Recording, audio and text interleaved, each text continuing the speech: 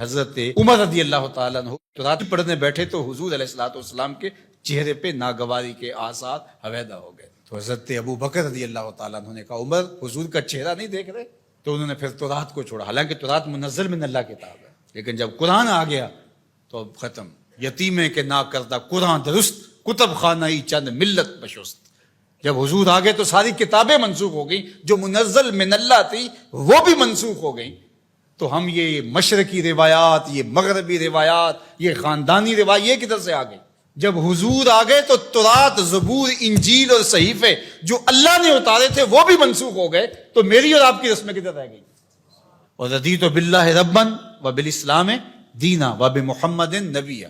یہ صبح و شام تین مرتبہ کیوں پڑھنے کا کہا گیا؟ اسی لیے کہا گیا کہ یہ لفظ ہی نہیں ہے، یہ ہمارے اندر راسخ ہو جائے. رضیت باللہ ربًا، ہم اللہ کے رب ہونے پہ راضی ہو گئے، بات ختم ہو گئی.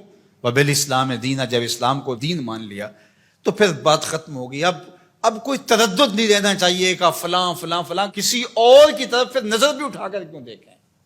وب محمد نبیہ، جب حضور کو ہادی، نبی، رسول، پیغمبر، اپنا رہنما مان لیا، مربی و مرشد مان لیا، ہادی مان لیا، تو پھر بات ہی ختم ہوئی. پھر دائیں بائیں کس طرح کوئی دیکھ سکتا ہے؟ اور یہ بار بار دہرانے کا مطلب کیا ہے؟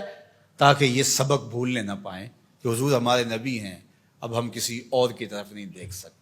اور کسے ول تینوں اج میں مول نہیں ویکھن دینا. جب ادھر دیکھ لیا تو پھر کسی اور کی طرف مڑ کے دیکھنا توہین جستجو ہے.